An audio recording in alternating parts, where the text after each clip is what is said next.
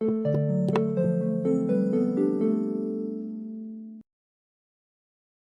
galerinha do xadrez, tudo beleza?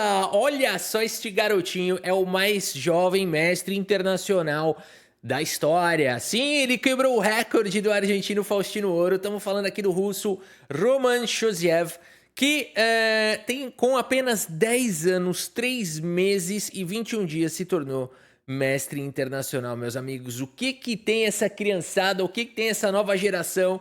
Olha só esse cara, gente. Esse cara aqui destrói todos nós e juntos, né? Bom, junto não adianta, no xadrez não soma, né? Então, mas é sério, é impressionante. É um feito incrível esse garotinho aqui de 8 anos de idade que fez história aí. Ah, não, esse daqui é outra notícia. Ah, isso aqui eu já vou chegar lá. Então, aqui a gente tem a notícia, né, que saiu aí no mundo todo faz uma semana. E então, ele quebrando aqui o recorde do Faustino Ouro. Agora, eu fui olhar a tabela do torneio que ele venceu e me chamou a atenção aqui uma coisa, né? Tá aqui, ó, ele é mestre FIDE, hoje em dia, portanto, mestre internacional. Ainda não atualizou, acho, no perfil dele da FIDE, mas tem uma questão burocrática lá, mas ele já conseguiu as normas, já é mestre internacional. E ele ficou à frente, cara, de outro mestre internacional, ficou à frente desses mestres FIDEs aqui, ficou à frente do Todorovic, grande mestre, e também à frente aqui, olha só, de muita gente forte, inclusive do Milko Popchev, que é um grande mestre de 2154 de rating. Quando eu vi esse nome, eu falei, olha o Popchev aí de novo. Galera, eu juro que eu não tenho nada a ver com esse Milko, né? Porque às vezes, Rafa Milk, será que o GM Milko, né? Conta essa história, Rafa, né? Ainda da Bulgária, o Topalov, Rafa, explica isso aí, cara. É muita semelhança de uma coisa só. Topalov, Milko, grande mestre de 2.100. Galera, o Milko tá aqui de novo, né? O grande mestre. Aí eu lembrei desse nome, eu falei, mas peraí, esse Milko aí tava envolvido em outros recordes, né? Não tô falando que é ilegal nem nada, mas é um grande mestre que eu nem noticiei essa daqui, ó, nem botei no canal, cadê aquela notícia lá? Deixa eu achar aqui, ó. Essa do Raman, mais fácil eu ir fechando as que eu já mostrei. Essa aqui, ó. Essa aqui eu não noticiei no canal. O Leonid Ivanovic, de 8 anos, saiu notícia dele no mundo todo ano passado. E eu não noticiei porque ele foi o mais jovem a vencer um grande mestre numa partida clássica, né? E aí eu lembrei porque esse Milko Popov me veio na cabeça hoje quando eu vi esse recorde. Eu falei, cara, esse nome não me é estranho, um grande mestre 2.100. Eu lembro desse cara, ele tá envolvido em outro recorde. E aqui era desse, né? Então o Leonid foi o mais jovem a vencer um grande mestre, venceu o Milko Popchev. Não é Popov, é o Popchev. E então, assim, né? Aí você fala assim, puxa, que legal, ele venceu um grande mestre, mas ele venceu um grande mestre de 2.100, né? Não diminuindo, pelo amor de Deus, 8 anos, mas vocês entenderam, a notícia é um pouco... Ela é verdadeira, mas ela não reflete o que o Milko Popchev é um grande mestre fora da curva, né? Em geral, os grandes mestres têm mais de 2.500, 2.600, né? Então você fala assim, o que é mais difícil para um menino de 8 anos vencer o Popchev ou vencer um cara de 2.500 que é um mestre internacional? Qual seria a maior notícia? A notícia de mais impacto é vencer um grande mestre de 2.100. O feito mais difícil é vencer um mestre FIDE de 2.300, por exemplo. Seria um feito bem mais difícil, né? Mas tudo bem, são coisas que fazem... De qualquer maneira, é um feito espetacular, pessoal. 8 anos de idade, para pensar, né? Então... Eu vou fechando aqui as janelas porque eu abri tanta aba que eu queria mostrar algumas coisas para vocês. Aqui está o torneio em que o Faustino Ouro se tornou mestre internacional, tá bom? Então, apenas para registrar aqui esse feito histórico também do Faustino. Já os adversários do Faustino aqui tinham um grande mestre de 2.500, de quase 2.500 e tal. Um torneio um pouco mais... de uma média de rating um pouco mais alto também, né? Grande Faustino Ouro. E a gente tem aqui também outro nome, né? Aliás, então, temos, portanto, outro nome, que é esse russo, Roman Choziev, muito jovem, bombando aí. Olha o perfil dele aqui no chess.com, que negócio impressionante, né? É outro que começou ali na pandemia e tal, começou com, tá vendo? 700 de rating e foi indo, cara, foi indo. Parou um pouquinho aqui no 1.600, acho que aqui ele tirou férias. Aqui é um intervalo de quanto tempo? Uns 4, 5 meses. Que foi tirar férias, foi fazer outra coisa. Voltou, pum, o cérebro fazendo machine learning. Platô no 2000. Ficou quanto tempo aqui? Um ano? Ficou quase um ano no platô, um ano aqui no platô de 2000 de rating. Aí ele falou: agora eu vou levar a sério. Cara, o moleque tá disparando, disparando, né? É curioso como é que o aprendizado, muitas vezes, para essas pessoas que têm esses talentos e tudo mais, vem uma explosão, né? Vem como em explosões. Assim como o gráfico do Faust, né? Esse aqui é o gráfico do Faustino Ouro. Desde que ele aprendeu ali com 900, 300 de rate ele começou. 300, perdia, tomava mate do pastor. Eu já fiz vídeo mostrando as primeiras derrotas dele, assim, era porrada, né? Muito, perdendo muito feio. Mas ele foi crescendo numa velocidade, assim, alucinante, né? E continua crescendo. Agora ele tá 3.100 e pouco aqui, ó, chegou esses dias. Né? Então é impressionante. Faustino Ouro que tem 11 anos de idade, né? Que até então era o mais jovem mestre internacional da história. Então estão aqui os gráficos do Roman e do Faustino. E aqui a gente vai ver então duas partidas que eu vos trouxe, meus amigos. Uma aqui então do Ivan, esse jogador aqui, Ivan, de 14 anos de idade. Eu já tinha de falar da molecada, jogando contra o super grande mestre Nihal Sarin. Quero agradecer aqui o Matheus de Albuquerque, o nosso inscrito, que deu essa sugestão lá pelo Instagram. Falou: Rafa, mostra essa partida, meu moleque de 14 anos contra o Nihal Sarin. Partida linda, cara. Partida maravilhosa que a gente vai ver aqui agora. E também a do Faustino Ouro contra este grande mestre romeno. Vamos ver aqui, vamos começar com a do Faust. E começa com o peão do rei E4. Partida aqui de 3 minutos. A do Nihal Sarin vai ser aqui partida pensada, tá? Então, sim, são duas características diferentes. C5 foi jogada a defesa siciliana, cavalinho F3, E6 a variante francesa. D4 abre a posição, peão toma, cavalo vem para C6, propõe trocas e cavalo C3 segue o desarrolho. Dama C7, temos o lance bispo em E3, protegendo mais uma vez o cavalo. Cavalo vem para F6 e aqui dama vem para F3, uma variante ardida aqui do garotinho argentino. A6, temos o grande rock com o dedo na cara, meus amigos, não temendo os ataques na coluna C. H5 não é um lance de ataque na ala do rei, é um lance de extrema defesa. Aqui ele tá com muito medo de G4, G5 e ataques de checkmate. Faust joga com H4. D6, temos agora o lance rei B1, olha aí, é importante, né? Faustino Ouro, o jogador já experiente, apesar de 11 anos, né? Ele começou aí na pandemia 2020, né? 2020, 2021, já tem uma estradinha aí, não é um jogador que, claro, não estamos comparando a experiência dele com a do Carlsen ou de nada disso, mas quando eu digo experiência, sim, já sabe a importância de jogar um lance rei B1, claro, né? O cara 3.100 de rating. Então, na verdade, ele ensina, né, pra gente aqui. E a importância aqui de fazer esse tipo de lance, né? Profilático aqui. Bispo D7, temos agora o lance dama G3, opa, colocando dificuldade para esse bispo. O B5 já tenta o ataque aqui para cima do rei do Faust, que joga com F3. Temos o lance torre B8, o rei vai ficar no centro mesmo pelo visto. Cavalo toma e bispo D4 coloca pressão na ala do rei. E5 fecha o bispo, que volta feliz para a casa de E3 por ter criado um buraco aqui na casa central. B4 segue o ataque, o grande mestre romeno. Cavalo vem para D5, o cavalo toma, peão toma e o bispo atacado agora recua. Temos trocas, bispo toma, cheque com o dedo na cara, peão retoma. E o Faust segue com o seu ataque para cima do rei exposto, seguindo o princípio de que se o adversário tem o rei no centro, você tem que buscar uma ruptura de peão central. E4 tenta não abrir o rei. Bispo D4, mais uma vez o bispo insiste em pegar essa diagonal. F5 foi jogado e agora a dama está protegendo aqui em G7. E torre de H vem para casa de E1, a posição é perigosa, a dama quer vir para G5, esses peões aqui estão ameaçados. Rei F7 foi jogado, dama chegou em G5 atacando, dama D7 chega para proteger o peão. G6 aqui não é possível por conta do ataque nessa diagonal, dama chega segurando a bronca. E o Faust joga pacientemente o lance B3, um lance que dá mais mobilidade para o bispo, para o rei. Aqui torre H7 foi jogado e o Faust segue com uma pancada aqui na posição G4, meu amigo. Um peão valente, ele olha para uma diagonal, tem um peão, ele olha para outra diagonal, tem dois peões, os dois podem capturá-lo. Mas os dois, quando vem esse peão, os dois olham para baixo, olham para trás, ficam com medo. E por isso a partida segue com o bispo em E7 atacando aqui a dama. E agora? Agora o Faust tá quase sem casa pra essa dama, vai ser obrigado a tomar o peão. Agora, Rafa, por que que não tomou aqui o peão de H pro G4? Porque é uma partida rápida, né? É uma partida de blitz. Então ele ficou com medo do H5 aqui, né? Que o rei tá um pouquinho exposto, mas na verdade é o melhor lance a se fazer. E as brancas não tem nada aqui, foi um blefe do Faust. Joga um rei G8 aqui, o ataque virou pó, o ataque foi embora, né? Ah, mas aí tem H6 aqui, dama F7 segura a bronca. E o ataque não vai a lugar nenhum. Esse peão tá protegido, tipo, por todo mundo. Esse rei é o rei mais... Cara, esse rei pode falar que ele tem um time fiel a ele, assim, sabe? A galera, assim, do reino dele é muito fiel a ele, né? Então, por isso ele estaria protegido. A partida segue com o bispo em E7, porque vocês sabem, na monarquia lá tinha alguns, né?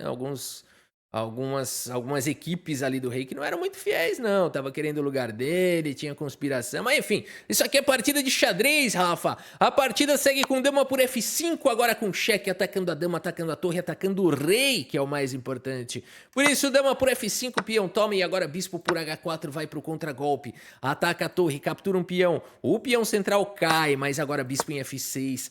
Luta na diagonal de casas escuras, abre alas pro peão passado disparar. Torre F6 vai pra cima aqui, torre E6 vai pra cima do peão de D. Torre D8 faz a proteção, rei B2, um lance frio aqui do Faust. H4 dispara, bispo toma, peão toma. E temos agora a torre H1 tentando parar o peão, que não tem freio. Faust segue com A3, ganhando mobilidade pro rei, meus amigos. Já tá pensando no final. Peão toma, rei toma, H2 dispara, mas agora rei B4, sem perder tempo. Faust no ouro vai pra cima do peão. Torre em H5 vai pra cima desses peões que são a base de defesa dessa torre. Faust não tá nem aí, ele prioriza o peão passado. Rei por B5, torre por F5 foi jogado C4, protege esse peão que é a base dessa torre. A partida segue com torre H5, protegendo este peão na sétima, e agora a torre E2, e esse peão já sabe do seu destino. Torre B8 com cheque, rei C6, não fugindo à luta, não defendendo esse cara aqui, ele fala, e agora? Tarde demais. Torre por B3 foi jogado, cai também o peão de H2, temos trocas. E torre C3, Faust, e agora?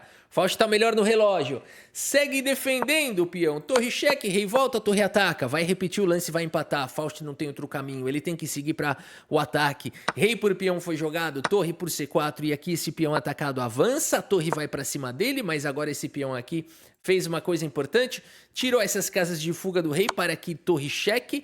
Rei G8 mantendo o peão atacado e atacando a torre, mas o Faust segue agora com torre em A7. Joga a torre para bem longe, deixa o rei cortado. Sim, aqui o grande mestre romeno consegue recuperar o material. E se tiver na escola agora, o pessoal na aula de xadrez da escola, bateu o sinal agora, a hora do recreio. Não é, o xadrez é sempre antes do recreio. E aí, o que acontece nessa hora?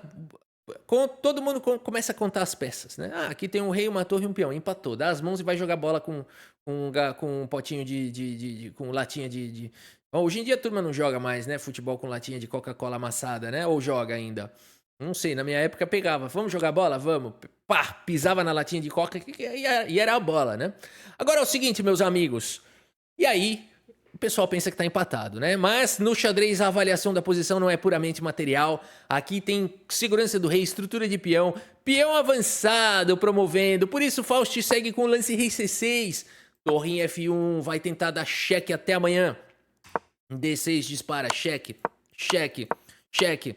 Muito cheque, meus amigos, cheque. Cai o peão de F6, o Faust vai levando um monte de cheque, mas pelo menos o rei tá gordo, tá de barriga cheia. E aqui rei F7. E aqui o Faust tenta converter numa finalização de Lucena.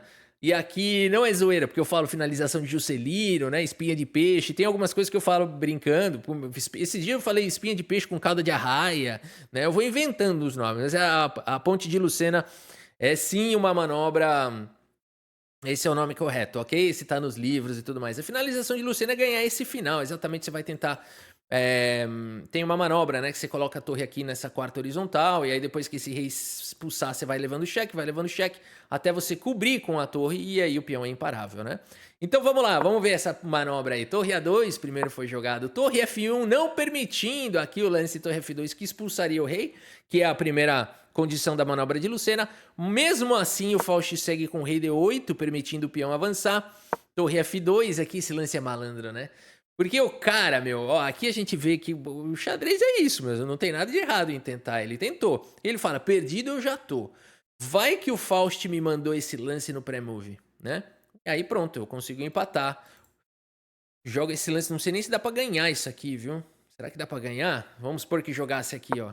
Dá até pra ganhar, as pretas ganham aqui agora, né? Então ainda tentou essa safadeza, né? Não tem nada de errado nisso, não há pecado, provavelmente. Não acredito que isso vai ser julgado lá né? Na passagem. Mas aqui, enfim, a partida seguiu com torre por F2, o Faust não cai na malandragem e por isso o Jeremix abandona aqui a partida. Abandonou porque não dá mais. Bela vitória aqui do Faust ainda, além de tudo mostrando a sua sua malandragem, né? Para não permitir a malandragem do adversário. Vamos dar uma olhada aqui no relatório do chess.com. Partida muito interessante aqui do Faust, bem convertido esse final, né? 83% de precisão. Aqui é aquele blefezinho, né? Do G4, que os dois peões olharam, os dois fingiram que não viram, aí o Faust continuou bem aqui. O blefe funcionou, né? Mandou o peão lá, vai, faz uma careta pros caras. Funcionou. E aí o Faust conseguiu aí essa belíssima vitória, grande Faustino Ouro. E eu trouxe também para vocês aqui a partida entre Ivan Zemliansky, 14 anos de idade, contra o Super GM indiano Nihal Sarin, meus amigos. Partida pensada aqui, começa com o peão do rei. Temos a defesa Caro-Kann, D4, D5, e aqui a variante do avanço da Caro-Kann, que a turma hoje em dia joga muito com esse C5. Peão toma, E6, cavalo vem para F3, bispo toma e bispo D3, seguindo o desarrolho. Como sempre, o calcanhar de Aquiles das pretas nessas posições do tipo francesa ou Caro-Kann do avanço, ou francesa do avanço, é o peão de H7, é essa diagonal. Cavalo C6 foi jogado, Roque coloca o rei em segurança, cavalo de G em E7, temos aqui o lance A3, controlando a casa de B4, cavalo vem para G6, coloca granito nessa diagonal, B4 diretamente, o bispo recua, e aqui o bispo ganha já uma boa atuação. Temos o lance cavalo em F4, o bispo atacado, C4 foi jogado aqui pelo Ivan. Uau, jogou muito rápido até agora, belo preparo, o Roque coloca o rei em segurança, e aqui C5, meus amigos. Permitindo aqui que esse peão seja um peão passado agora, mas ficando com uma maioria de 3 contra 2 na ala da dama e ganhando um tempo para cima desse bispo. Bispo C7 foi jogado e o bispo agora recua para a casa de C2, mantém por enquanto aqui o par de bispos o Ivan e começa a preocupar aqui agora o Nihal Sarin, que não está a fim de passar sufoco e segue portanto com o lance F6, tentando abrir um pouquinho aí a sua defesa. E por F6, temos aqui E5 fechando a posição. Uau, que lance é esse? Vai para o contra-jogo aqui o Nihal Sarin. E agora o que fazer em posição? Muito difícil, porque é tentador a gente querer capturar esse peão aqui. E as pretas ficariam com 2 peões a menos, mas os computadores dizem que a posição aqui é muito boa, viu? Por exemplo, aqui se tá vindo um B5, tá vindo um bispo G4, e é muita peça atacando, que você pode até mesmo sacrificar não um, mas até 2 cavalos. Rafa, para de mentir, ele não enxergou tudo isso. Ele não enxergou tudo isso. Eu não sei se ele enxergou não, mas é bonitinha essa linha, hein? Você gostou dessa linha, hein? O meu vizinho Felipe que me mostrou isso aqui. Ele falou, cara, tem um negócio aqui nessa posição, você sacrifica os 2 cavalos, vai pra uma linha surreal e tal. Mas enfim, isso deixa pra outro dia. A partida seguiu não com peão toma, como a gente viu, as pretas têm um belíssimo contra-jogo. Contra-ataque ou contra-jogo virou um contra-togo. A partida segue com o cavalo C3, meus amigos, segue o desarrolho.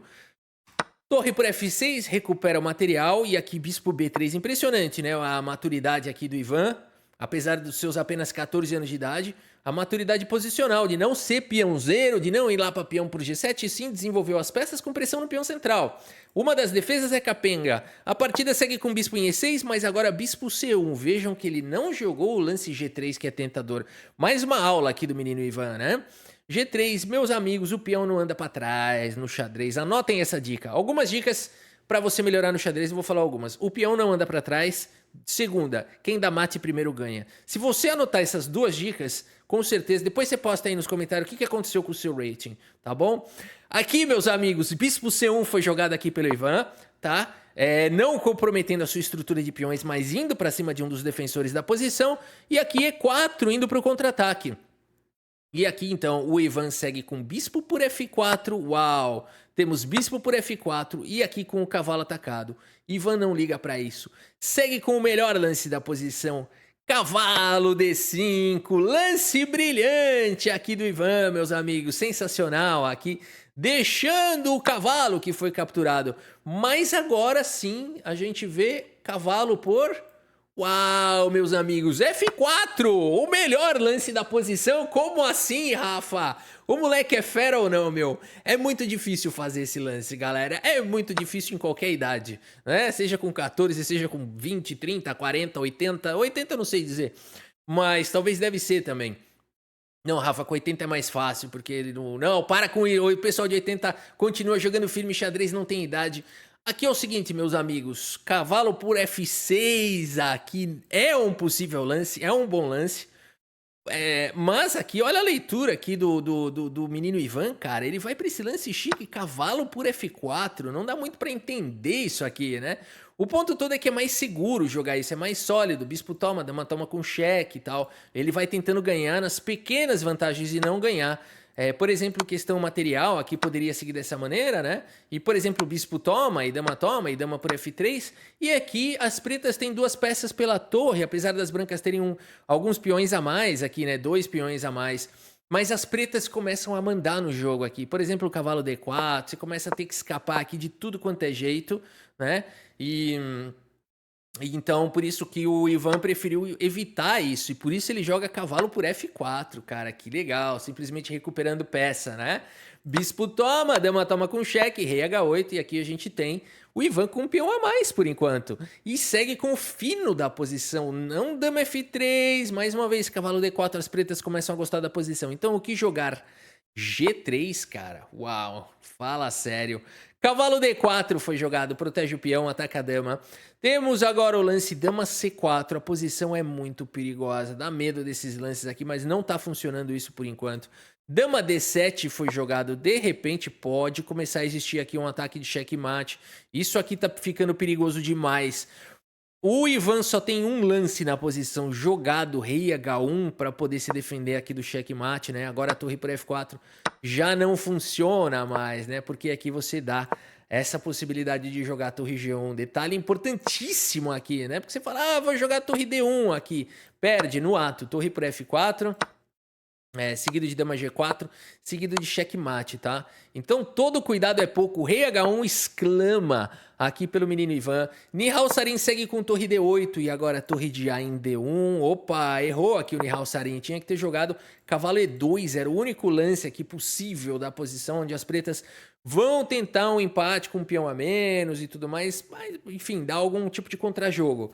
Mas aqui esse lance errou, porque agora a torre de A em D1 crava o cavalo. G5 expulsando o cavalo daí, mas agora cavalo em E6 foi jogado. Uau, isso tá complicado. Dama por E6, torre por torre. Dama por C4, torre toma. E vejam que o Ivan... Esse menino é perigoso. Esse menino é perigoso porque ele é um menino que joga... Ele não tá interessado em ganhos materiais esplêndidos. Ele tá interessado em jogar um finalzinho melhor, que ele sabe que ele pode ganhar. E isso é um jogador que tem esse estilo, é o Carlsen, mas o Carlsen não tinha esse estilo com essa idade. Então esse menino é perigoso demais. A partida segue com A6, A4, vai disparando a maioria de 3 contra 2 na ala da dama. Temos rei G7, B5, disparando sem perder tempo. Peão toma, torre vem para F5 para cima dos peões. G4, que lance, meus amigos. Não apenas evitando um futuro H5, G4, que seria uma cadeia insuportável de peões, mas também dando na casa de G3 para o rei, o peão que está bem protegido, expulsando essa torre daqui. Sensacional! Torre E5 foi jogada e H3, o rei ganhou mobilidade. B6 ataca os peões, torre de F em C1 faz a proteção. Não tem mais ameaça de mate. Por exemplo, aqui você pode trocar tranquilamente que isso aqui não é checkmate, o que estava acontecendo com o peão aqui em H2. Por isso G3, H3 foi genial. A partida segue com torre C8, mas agora peão toma. Temos trocas, torre toma e torre por peão. E o menino Ivan continua na microvantagem de um peão a mais. Será que ele vai converter?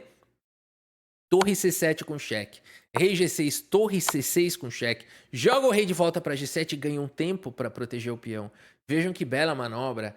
Que bela manobra. Porque aqui, pessoal, por que ele ganhou esse tempo? Eu voltei aqui um pouquinho dos lances. Não dá pra jogar aqui o lance rei 8 porque você vai avançar, vai dar cheque, vai promover e vai ganhar. Por isso é obrigado. Então é uma maneira elegante aqui, ó. Tá aqui, ó. Voltei mais um pouco pra explicar essa manobra. Se você jogar torre C6, é bom o lance. Mas é tecnicamente melhor fazer a manobra do cheque aqui, né? Por quê? Porque sempre que você der cheque D... Não, anota isso aí, né? É mentira. Mas por que é importante essa manobra? Porque você vai ganhar um tempo. Aqui tá nessa posição e é a vez das pretas. Eu quero jogar aqui e jogar de novo. Por isso que foi legal essa manobra.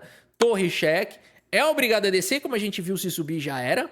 Por isso é obrigado a descer. Aí você dá cheque de novo, né? Agora, além disso, Rafa, é verdade que sempre que eu tiver cheque é bom dar?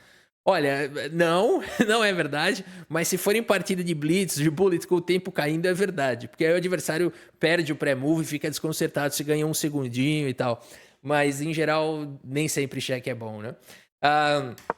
Às vezes é até ruim, você tá ajudando seu adversário a tirar o rei do perigo ou trazer uma peça para interpor e você resolver um problema da posição dele. A partida segue com torre B3 aqui. Rei G3 foi jogado e aqui H6, então tenta proteger a posição. Será que dá para ganhar? O que fazer agora? Como prosseguir? H4 foi jogado, o rei quer jogar. Temos peão toma, rei toma e agora a torre aqui em B4, mantendo aqui o ataque para cima deste peão.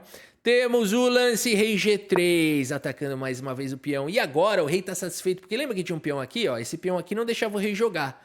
Agora o rei vai jogar. Esse lance força aqui a defesa do peão. E agora o rei, ó. Uou! Ganhou liberdade aqui. Ganhou liberdade. Tomou um Red Bull, meus amigos. Olha aí. Olha aí o novo patrocinador do canal. Vou mandar esse vídeo pra eles agora. Quem diria? Red Bull patrocinando xadrez. Vamos fazer isso? A partida seguiu com torre em A3 e agora rei F5 foi jogado. O Ivan vem trazendo o rei, torre em A5 com cheque. Rei chega na casa de E6, torre em A2. O Nihal Sarin também quer o seu lugar ao sol.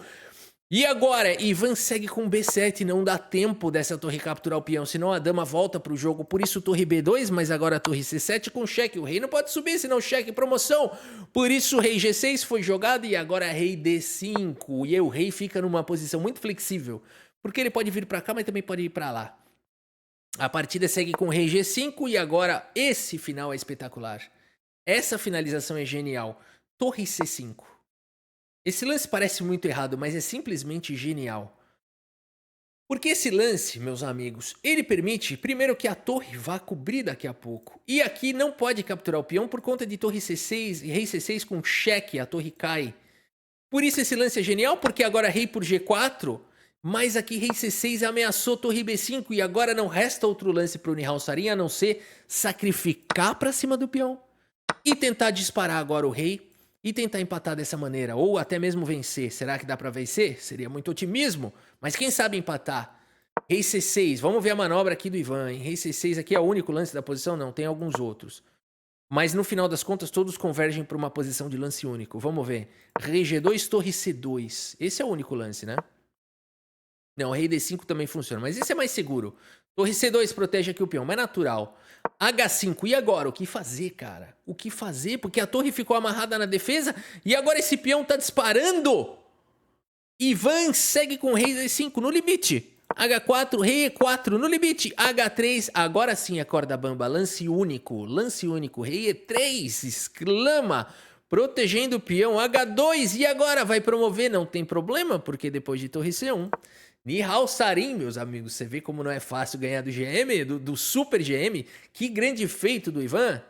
Nihal Sarin abandona aqui a partida, abandonou porque não dá mais, venceu o Big Boss do Mario Kaizo, o culpa acelerado, cara. Esse aqui é muito difícil vencer um jogador tipo Nihal Sarin. E ainda mais aos 14 anos de idade, que talento. E aqui, meus amigos, abandonou porque não dá mais uma possível continuação. Claro, você quer promover aqui pra dama, mas vai cair a peça, vai cair o peão. E por mais que o rei tente encostar no peão, simplesmente você faz a oposição, segue defendendo. E esse rei não chega nesse peão nem se ele tivesse mola no pé, meus amigos. Muito bem, que bela partida aqui. Vamos dar uma olhada no relatório aqui. Aqui deve ter sido precisão alta, né? Vamos ver, 95.1 é partida pensada e tal, é um outro naipe. Mas a gente vê a luta aqui, né? Teve um monte de great, cara, 13 lances exclama aqui que o computador deu pro Ivan, né? É um negócio bizarro. E mesmo assim o Nihal Sarin ainda teve uma oportunidade. Aonde foi aqui? Aqui ele tinha Ah, a hora que ele tinha que jogar o cavalo E2, né? Aqui ele tinha que jogar cavalo E2. Foi aqui que ele perdeu o jogo. Mas é muita maestria dizer que aqui ele perdeu o jogo porque ele jogou aqui torre D8, né? E aí o Ivan castigou, seriamente. Muito bem, meus amigos. Por hoje é isso. Tá aí a molecada tomando conta do xadrez. Espero que vocês tenham gostado aqui das partidas e do vídeo. Muito obrigado pela sua audiência. Um grande abraço para todos vocês. E até a próxima. Valeu!